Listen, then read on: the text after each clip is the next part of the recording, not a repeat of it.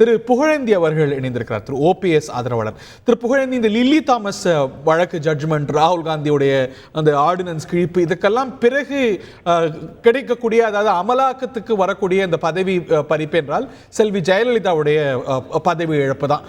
அது இம்ப்ளிமெண்ட் ஆகிறத நீங்கள் காட்சிகளாக பார்த்துருப்பீங்க. பெங்களூர் சிறப்பு நீதிமன்றத்தில் காலையில் தீர்ப்பு அறிவிக்கப்படுது, மதியம் அவருக்கு தண்டனையுடைய விவரங்கள் வருது.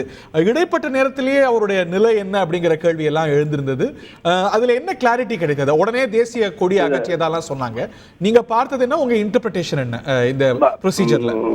வணக்கம், தந்தி டிவிக்கு வணக்கம். ஹரி, இதுல என்னன்னு கேட்டீங்கன்னா, அவர் கோர்ட்டுக்கு வந்துதான் ஆகணும். மிஸ்டர் பொன்முடியும் அவரது மனைவியும் உங்களுக்கு தெரியும் வந்துட்டாங்க. அதே மாதிரி மாண்புமிகு புரட்சி தலைவி அம்மா அவர்களும் அங்கே வந்திருந்தார்கள். மொத்தம் 13 வழக்குகள், 12 வழக்குகள் நிரபராதி என்ற தீர்ப்பை அவர் பெற்றவர்.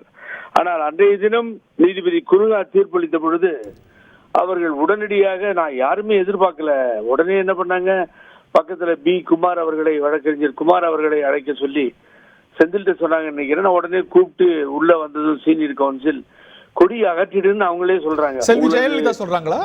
ஆமா ஆமா, அவங்களே சொன்னாங்க. அதுதான் பெரிய ஆச்சரியமா பார்க்க. என்னன்னா, உங்களது டிவிஎஸ்சி ஆல் த யுவர், உங்க மேல குற்றம் சுமத்தப்பட்ட அத்தனையும் நிரூபிக்கப்பட்டு விட்டதுன்னு சொன்ன பின்னாடி தண்டனை கொடுக்கப்படவில்லை. அதுக்கு பின்னாடி கன்செக்ஷன், அதுல உங்களுக்கு தண்டனையை குறைச்சி வாதாடுறதுக்கு ஒரு சந்தர்ப்பத்தை கொடுப்பாங்க. அதை கோர்ட் இப்போ மிஸ்டர் பொன்முடிக்கு தள்ளி கொடுத்துருக்கு. ஆனா எங்களை பொறுத்த வரைக்கும் அன்னைக்கு அப்பயே நாங்க அதை வாதாடுறோம், அதுல தண்டனை குறைவா கொடுக்கணும்னு வாதாடுறோம்னு நாங்க சொல்லி அதன் மீது 2-3 வழக்கறிஞர்கள் அப்பொழுதே வாதத்தை தொடுத்தார்கள். அது அங்கேயே நடந்தது. நீதிபதி குன்கா முன்னிலையிலே அது நடைபெற்றது. ஆகவே இதுல என்னன்னு பாத்தீங்கன்னா, இவர் கேஸை டிரான்ஸ்பர் பண்றதுல தான் மாட்டிக்கிறார். அவருடைய ஊர்ல இருந்து வெள்ளூருக்கு கொண்டு வந்து அந்த கேஸை டிரான்ஸ்பர் பண்ணி, அது வேற வழக்கு திரு, அது ஆனந்த் வெங்கடேஷ் வழக்கு. எனக்கு தெரியுது இல்லைன்னு சொல்ல. ஆனா இப்படிப்பட்ட சூழ்நிலைகள்லாம் செய்யும் பொழுதுதான் ஒருவர் மீது சந்தேகம் வருதுன்னு சொல்ல வர. இப்படி செய்யும் பொழுது கோர்ட்டுக்கு ஒரு சந்தேகத்தை ஏற்படுத்திடுறது. அது மாதிரி சந்தேகத்துலதான் இந்த 1,76,00,000 இல்லைங்களா, அது இந்த வழக்கு.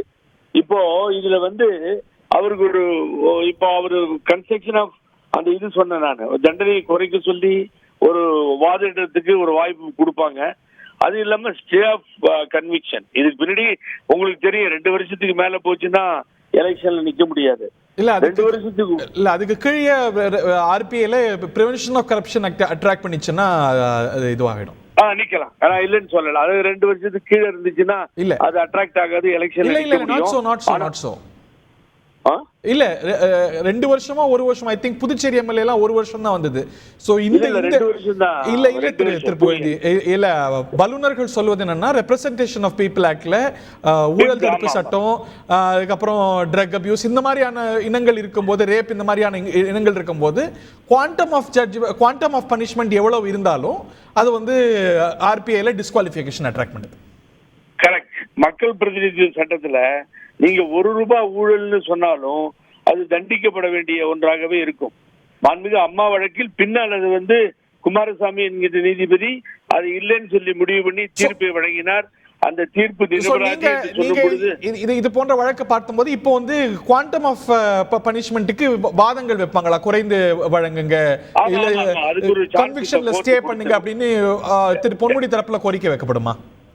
டெஃபினட்டா சஸ்பென்ஷன் ஆஃப் கன்விக்ஷன் கொடுத்த பின்னாடியும் அதை கேட்கறதுக்கு அதிகாரம் இருக்கு. இந்த கோர்ட்டே கொடுக்கலாம், இல்லாட்டினா அப்புறம் நீங்க சுப்ரீம் கோர்ட்டுக்கு தான் போகணும். இந்த கோர்ட்டுக்கு அதிகாரம் இருக்கு. அது கொடுக்கலன்னா வேற வழி இல்ல, நீங்க உடனே கொடுக்கலன்னா நீங்க ஜெயிலுக்கு போகணும், வேற வழி இல்ல. செய்திகளை உடனுக்குடன் தெரிந்து கொள்ள உடனே சப்ஸ்கிரைப் பண்ணுங்க.